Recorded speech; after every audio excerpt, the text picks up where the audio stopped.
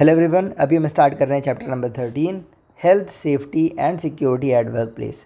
तो किसी भी वर्क प्लेस पर, किसी भी ऑफिस के अंदर हेल्थ, सेफ्टी और सिक्योरिटी क्यों इम्पॉर्टेंट है, ये इस चैप्टर के अंदर हम पढ़ने वाले हैं। और किस तरीके से हेल्थ, सेफ्टी और सिक्योरिटी को मेंटेन किया जा सकता है, वो भी इसी चैप्टर के अंदर जानेंगे। सबसे पहले चैप्टर का इंट्रोडक्शन देख लेते हैं। इंट्रोडक्शन में एक छोटी सी स्टोरी बताई गई है जिसमें राइटर ने ये दिखाया है कि किसी भी वर्क प्लेस के अंदर हेल्थ और सेफ्टी कितनी ज़्यादा इम्पॉर्टेंट है और क्यों इम्पॉर्टेंट है। राइटर बताते हैं कि वो एक बार मुंबई सिटी में एक बिज़ी रोड में ट्रैवल कर रहे थे, तो उन्होंने देखा कि काफ़ी सारी बड़ी बड़ी बिल्डिंग्स हैं और काफ़ी ऊंची बिल्डिंग्स भी हैं। तभी उनका दोस्त बोलता है कि ये सब जो बिल्डिंग्स हैं इनके अंदर IT कंपनीज़ हैं। ऐसे ही बातचीत करते करते वो लोग अचानक से देखते हैं कि एक बिल्डिंग से काफ़ी ज़्यादा स्मोक बाहर आ रहा है। उस बिल्डिंग में आग लग चुकी थी। काफ़ी ज़्यादा लोग भी उस बिल्डिंग से दौड़ दौड़ कर बाहर निकल रहे थे और साथ में बहुत ज़्यादा आवाज़ भी मचा रहे थे, बहुत ज़्यादा शोर कर रहे थे, लोगों को बता रहे थे कि आग लगी है। देखते ही देखते कुछ समय में वहाँ पर फायर अलार्म बजने लगा और फायर ब्रिगेड व्हीकल भी आ गई। साथ में वाटर टैंक भी लाया था जिससे कि उस आग को कंट्रोल किया जा सके। पर जो लोग वहाँ पर बच गए थे, जो नीचे खड़े थे, जो एक्स्ट्रा लोग थे, जो बाहरी भी थे, देख रहे थे, वो यही बात कर रहे थे कि काफ़ी ज़्यादा कैजुअलिटीज़ हुई है। कैजुअलिटीज़ मीन्स कि लोगों की मौत। और फिर ये भी लोग बात कर रहे थे कि बिल्डिंग को भी काफ़ी ज़्यादा नुकसान पहुँचा है, लाखों का नुकसान हो गया है बिल्डिंग के अंदर। तो ये इवेंट से जो राइटर हैं उनको किसी भी वर्क प्लेस पर हेल्थ और सेफ्टी कितनी ज़्यादा इंपॉर्टेंट है, इसके बारे में ख्याल आता है। अब हमारा नेक्स्ट टॉपिक है introduction to health, safety and security at work place. अभी तक आपने चैप्टर का इंट्रोडक्शन समझा जहाँ पे एक स्टोरी थी, और अब आप यहाँ पर इस टॉपिक का इंट्रोडक्शन समझने वाले हैं। इस इंट्रोडक्शन में ये बोला गया है कि किसी भी वर्क प्लेस पर अगर कोई एक्सीडेंट होता है, कोई इलनेस होती है, या कोई डिस्प्यूट होता है, या फिर कोई इंडिविजुअल, कोई एम्प्लॉई के फैमिली मेम्बर्स को कोई प्रॉब्लम होती है, तो इन सब का जो खर्चा है वो ऑर्गेनाइजेशन को ही उठाना पड़ता है। तो ये हम सभी की रिस्पॉन्सिबिलिटी बनती है कि वर्क प्लेस पर जहाँ पे भी हम काम कर रहे हैं उस जगह के इन्वायरमेंट को हम सेफ़ रखें। किसी भी ऑर्गेनाइजेशन में काम कर रहे हर एक एम्प्लॉय को ये रिस्पॉन्सिबिलिटी बनती है कि वो अपनी हेल्थ और सेफ्टी का ध्यान खुद रखें।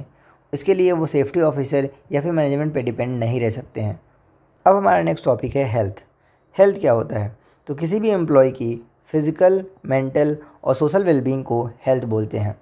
तो ये ऑर्गेनाइजेशन की रिस्पॉन्सिबिलिटी बनती है कि जो भी लोग ऑर्गेनाइजेशन में काम कर रहे हैं उन लोगों के लिए वो एक हेल्दी और सेफ़ वर्किंग एनवायरनमेंट क्रिएट करें। हेल्दी और सेफ़ वर्किंग एनवायरनमेंट क्रिएट करने के लिए कुछ बातों का ध्यान रखना पड़ेगा, जैसे कि जिस भी जगह पर लोग काम कर रहे हैं उस जगह पर साफ़ सफाई होनी चाहिए। जब लोग काम करने के लिए आएँ तो उससे पहले ही सुबह सुबह वहाँ पर अच्छे से साफ़ सफाई हो जानी चाहिए। लोगों के लिए वहाँ पर प्रॉपर एयर कंडीशनिंग होनी चाहिए, यानी कि उनको क्लीन और कूल एयर मिलती रहनी चाहिए। फ़िल्टर्ड वाटर की फैसिलिटी होनी चाहिए और साथ में गुड क्वालिटी का फूड भी कैफेटेरिया में मिलना चाहिए, जिससे कि लोग अपनी हेल्थ को मेंटेन कर सकें। साथ में ऑर्गेनाइजेशन को इस बात का भी ध्यान रखना होगा कि जो भी वॉशरूम फैसिलिटी है वो भी अच्छी होनी चाहिए, तभी एम्प्लॉयज़ की हेल्थ को अच्छे से मेंटेन किया जा सकता है। अब हमारा नेक्स्ट टॉपिक है सेफ्टी। आइए समझते हैं कि सेफ्टी क्या होती है।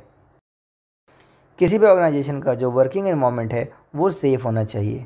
सेफ़ मतलब कि हज़ार्ड और रिस्क से फ्री। अब आप कहेंगे कि हज़ार्ड या रिस्क क्या है? तो हज़ार्ड मीन्स कि कोई ऐसी चीज़ जिससे लोगों को नुकसान पहुंच सकता है। वहीं पर रिस्क बोलते हैं कि लोगों को नुकसान पहुंचने की प्रोबेबिलिटी क्या है। तो ये चीज़ें किसी भी ऑर्गेनाइजेशन में नहीं होनी चाहिए और रिस्क तो बहुत ही कम होना चाहिए। हर एक कंपनी को चाहिए कि वह अपने एम्प्लॉयज़ के लिए कुछ सेफ्टी गाइडलाइंस तैयार करें और उसको अपने एम्प्लॉयज़ को स्ट्रिक्टली फॉलो करने को बोलें। और एम्प्लॉयज़ को ये चाहिए कि वो उस सेफ्टी प्रोसीजर्स को टाइम टाइम पर फॉलो करते रहें और प्रैक्टिस करते रहें, जिससे कि वो हज़ार्ड और रिस्क से दूर रहें। अब हमारा नेक्स्ट टॉपिक है सिक्योरिटी। तो आइए समझते हैं सिक्योरिटी पैराग्राफ के अंदर क्या दिया हुआ है। ऑर्गेनाइजेशन में काम कर रहे हर एक एम्प्लॉय को ये फील होना चाहिए कि वो कंपनी कैंपस के अंदर एकदम सेफ़ है। देखिए, सिक्योरिटी एक तरीके की फ्रीडम होती है जो लोगों को किसी भी तरीके के नुकसान से बचाती है। सिक्योरिटी का काम होता है कि किसी भी ऑर्गेनाइजेशन में काम कर रहे एम्प्लॉयज़ को सेफ़ रखना। हर एक ऑर्गेनाइजेशन का एक सेपरेट सिक्योरिटी डिपार्टमेंट होना चाहिए जो कि लोगों की हर तरीके की सिक्योरिटी के लिए रिस्पॉन्सिबल होगा। फिर वो चाहे पर्सनल सेफ्टी हो, कंप्यूटर सिस्टम सेफ्टी हो, इलेक्ट्रिकल सेफ्टी हो, ट्रांसपोर्ट सेफ्टी हो, या फिर किसी भी तरीके की इक्विपमेंट की सेफ्टी हो, हर तरीके की सेफ्टी के लिए यही सिक्योरिटी डिपार्टमेंट रिस्पॉन्सिबल होगा। अगर प्रॉपर तरीके से सिक्योरिटी प्रोसीजर को फॉलो किया जाए तो लायबिलिटीज़ को रिड्यूस किया जा सकता है, इंश्योरेंस को भी रिड्यूस किया जा सकता है और कंपेंसेशन को भी रिड्यूस किया जा सकता है। इससे कंपनी का रेवेन्यू बढ़ेगा और ऑपरेशनल कॉस्ट को कम किया जा सकता है। तो ये थी सिक्योरिटी और उसके बेनिफिट्स। आगे के हमारे जो टॉपिक्स हैं उनको हम कवर करने वाले हैं अपने नेक्स्ट वीडियोज़ में। तो जो भी चीज़ें रहेंगी हम आगे बताएंगे, और अगर आपको अभी तक की चीज़ें समझ में आई हों तो आगे की भी चीज़ें समझ में आएंगी।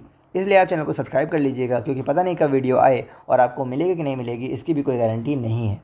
तो तब तक के लिए stay healthy, stay focused and keep learning. Bye.